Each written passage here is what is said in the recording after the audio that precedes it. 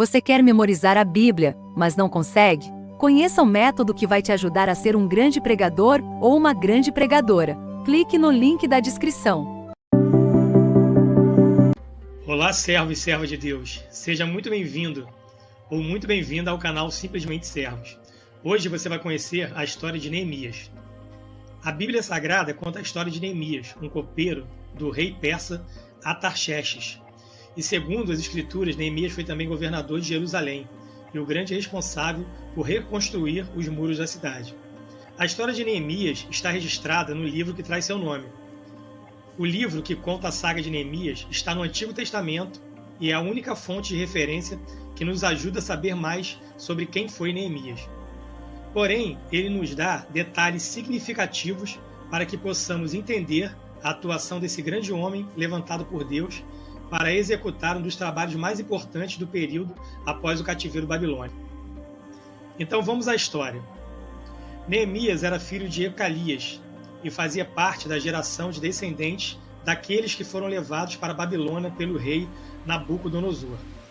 Após a queda do Império Babilônico, diante do medo persa, Neemias aparece na narrativa bíblica com bastante frequência e muita notoriedade. O significado do nome Neemias é "o Senhor consolou". Levando em consideração o fato do texto bíblico não fazer nem mencionar esposa ou filho de Neemias, muitos já interpretaram que ele possa ter sido um eunuco. Entretanto, não há nada definitivo e não há nada que fale sobre isso realmente na Bíblia. Na corte persa, Neemias possuía um cargo muito importante e de grande responsabilidade, pois ele era o copeiro pessoal do rei persa Artaxerxes I, que viveu entre 465 e 424 anos antes de Cristo. Isso fazia dele um membro da corte real que possuía grande influência e prestígio devido à sua proximidade com o rei e a confiança que ele desfrutava, já que seu trabalho não envolvia apenas escolher o vinho do rei, mas evitar que ele fosse envenenado. No 20º ano de reinado de Atarxerxes, aproximadamente entre novembro e dezembro de 446 anos a.C., Neemias teve notícias que falavam sobre a situação caótica em Jerusalém e a enorme miséria do seu povo. Além disso, ele também ficou sabendo que os muros da cidade foram destruídos e seus portões foram queimados. Isso fez com que Neemias ficasse bastante angustiado e ele jejuou e orou, pedindo pela misericórdia de Deus. Depois, entre março e abril, enquanto servia na corte, o rei persa percebeu a tristeza no semblante de Neemias e lhe perguntou qual era o motivo de sua tristeza. Neemias explicou o que havia escutado sobre sua cidade ao rei e conseguiu dele a permissão para retornar a Jerusalém e reconstruir os muros da cidade. O rei também doou o material necessário para que Neemias pudesse reerguer os muros de Jerusalém. O texto bíblico deixa bem claro que tudo isso aconteceu porque a mão de Deus era com Neemias. Após obter a autorização necessária, Neemias partiu para Jerusalém. Naquela época, os muros e os portões de uma cidade simbolizavam sua força e dignidade. Daí se percebe a importância do trabalho pretendido por Neemias. Ele foi nomeado como governador da província de Jerusalém, mas a Bíblia descreve o interesse do rei persa no retorno de Neemias. Então, inicialmente, foi estabelecido um prazo para que ele cumprisse a tarefa e retornasse ao palácio. Neemias possuía consigo todos os documentos que garantiam a legalidade de suas ações, mas mesmo assim, ele precisou enfrentar uma oposição gigantesca e desproporcional. Na verdade, essa oposição veio desde o tempo dos reinados de Ciro e Dário I, pois eles eram contra a reedificação de Jerusalém. Essa perseguição aos judeus também foi vista no reinado seguinte, nos dias do rei Assuero e do próprio Atarxerxes. Uma oposição gigantesca e desproporcional.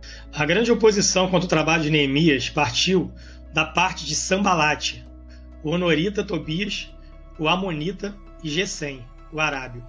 Esses homens poderosos e astutos tentaram a todo custo prejudicar Neemias e tentando impedir seu sucesso em reestabelecer a segurança na cidade. Como se não bastasse a forte oposição externa, Neemias também enfrentou uma tremenda oposição interna, causada em grande parte por problemas econômicos e sociais que levaram a população de Judá à beira de um colapso. Mas Neemias, apesar de tudo, não desistiu de seu propósito. O contexto histórico daquele momento explica a razão dos problemas internos. Judá estava isolada comercialmente e os trabalhos no muro fizeram com que a produção de cereais fosse infinitamente menor, já que os camponeses estavam muito envolvidos na reconstrução do muro. As condições climáticas também agravaram a crise de alimentos, e soma-se a tudo isso o fato de que os administradores anteriores haviam, por sua vez, explorado a população.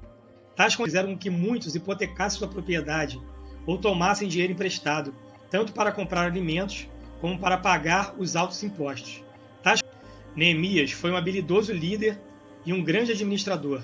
Apesar de toda a oposição que durante o tempo conseguiu atrapalhar as obras de reconstrução, Neemias se mostrou um grande líder, que com muita habilidade conseguiu prover a organização e a motivação necessária para que o trabalho fosse concluído. Neemias soube interpretar muito bem as ameaças externas, foi prudente para não cair em ciladas e soube gerir os problemas internos.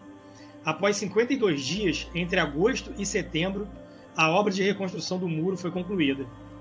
Quando o trabalho enfim foi finalizado, Neemias tomou algumas ações para melhorar a vida em Jerusalém. Ele estabeleceu alguns funcionários e lhes delegou autoridade para que pudesse contribuir com um governo mais justo naquela província.